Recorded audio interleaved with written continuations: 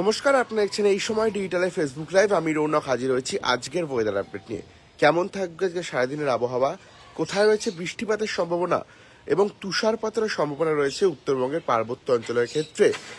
কলকাতার ক্ষেত্রে জাঁকিয়ে শীতের যে আশঙ্কা তা কি করা যাচ্ছে এবং শীতের যে দ্বিতীয় স্পেল কবে থেকে বিস্তার করবে গোটা বঙ্গ জুড়ে কি জানাচ্ছে আলিপুর আবহাওয়া দপ্তর। মূলত হাওয়া অফিস সূত্রে খবর, দক্ষিণবঙ্গের পশ্চিমে যে জেলাগুলি রয়েছে সেখানে কিন্তু বৃষ্টিপাতের সম্ভাবনা থাকছে। হালকা থেকে মাঝারি 2-1 পশলা বৃষ্টিপাত হতে পারে দক্ষিণবঙ্গের পশ্চিমের জেলাগুলিতে। এছাড়া উত্তরবঙ্গের পার্বত্য অঞ্চল, উচ্চ পার্বত্য যে অঞ্চলগুলি রয়েছে দার্জিলিং, কালিম্পংকে তুষারপাতের সম্ভাবনা থাকছে আগামী 24 ঘন্টার মধ্যে। এবং শহর কলকাতার ক্ষেত্রে কোনো রকম বৃষ্টিপাতের সম্ভাবনা না থাকলেও পারদ সে অর্থে পতনেরও সম্ভাবনা নেই। আমরা যদি শহর কলকাতার তাপমাত্রা দেখি তাহলে আজ কলকাতার সর্বনিম্ন তাপমাত্রা থাকতে পারে 16 ডিগ্রি সেলসিয়াসের আশেপাশে এবং সর্বোচ্চ তাপমাত্রা থাকতে পারে 25 ডিগ্রি সেলসিয়াসের আশেপাশে। সর্বনিম্ন তাপমাত্রা স্বাভাবিকের থেকে প্রায় 2 ডিগ্রি সেলসিয়াস বেশি। এবং সার্বিকভাবে আগামী 24 ঘন্টা শহর কলকাতার তাপমাত্রা থাকতে পারে 15 থেকে 25 ডিগ্রি সেলসিয়াসের মধ্যে এবং পারদ পতনের সে অর্থে কোনো সম্ভাবনা নেই। পূবালি হাওয়ার যে দাপট, সেই দাপট কিন্তু বাড়ছে এবং উত্তরে শীতল বায়ু প্রবেশ করতে বাধাপ্রাপ্ত হচ্ছে এবং তার জেরেই এই যে পারদ পতনের সম্ভাবনার দেখা মিলছে না। আগামী 48 ঘন্টা শহর কলকাতার ক্ষেত্রে সে অর্থে কোনো তাপমাত্রার পরিবর্তনের সম্ভাবনা নেই। আগামী 10ই জানুয়ারির পর থেকে ধীরে ধীরে তাপমাত্রা কমলেও কমতে পারে বলেই জানাচ্ছে আলিপুর আবহাওয়া দফতর। অন্যদিকে যদি আমরা দক্ষিণবঙ্গের দিকে তাকাই, তাহলে দক্ষিণবঙ্গের ক্ষেত্রে সার্বিকভাবে চিত্রটি একই।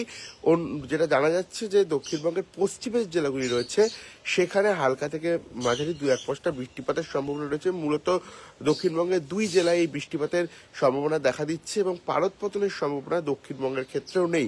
এই যে পূবালি বায়ু, জলীয় বাষ্পপূর্ণ সেই পূবালি বায়ু কিন্তু দক্ষিণবঙ্গের বিভিন্ন জায়গায় প্রবেশ করছে এবং তার জেরেই যে শীতল বায়ু তা ঢুকতে বাধাপ্রাপ্ত হচ্ছে এবং এর কারণেই কিন্তু যে পারদ পতন, সেই পারদ পতনের সম্ভাবনা দেখা মিলছে না। এছাড়াও যেটা জানা যাচ্ছে দক্ষিণবঙ্গের পশ্চিমের জেলাগুলিতে প্রায় ডিসেম্বরের মাঝখানে সপ্তাহে তাপমাত্রা নেমে গেছিল 10 ডিগ্রি সেলসিয়াসের ঘরে, তা কিন্তু এখন ক্রমশ বৃদ্ধি পাচ্ছে এবং আগামী 10ই জানুয়ারি পর্যন্ত তাপমাত্রা পারদের প্যারামিটার কিন্তু ক্রমশ ঊর্ধ্বমুখী দক্ষিণবঙ্গের ক্ষেত্রে।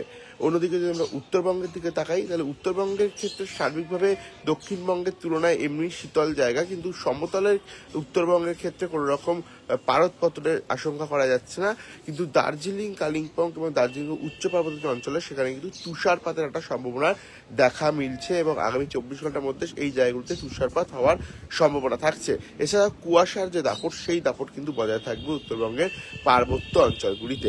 এখন ঘড়ির কাঁটায় বাজে প্রায় 9:40। যেটি আপনাকে দেখানোর চেষ্টা করব যে শহর কলকাতার ক্ষেত্রে কিন্তু মূলত পরিষ্কার আকাশ, কিন্তু যে পূবালি বায়ু, সেই বায়ুর কিন্তু প্রভাব বিস্তার করছে কলকাতার ক্ষেত্রেও এবং সকাল থেকেই যে হাওয়া, সেই হাওয়া বইছে শহর কলকাতার ওপর থেকে, কিন্তু উত্তরের যে হাওয়া, সেই উত্তরের হাওয়া ঢুকতে বাধাপ্রাপ্ত হচ্ছে এবং তার জেরেই এই যে পারদ পতন, সেই পারদ পতনের দেখা মিলছে না। কবে আসবে আবারও শীতের দ্বিতীয় স্পেল এবং জাঁকিয়ে শীত আদৌ কি ফিরবে বঙ্গে, এই নিয়ে উঠছে প্রশ্ন। ওয়েদারের পাশাপাশি সমস্ত খবরের আপডেট পেতে আপনারা অবশ্যই চোখ রাখুন এই সময় ডিজিটালের পর্দা।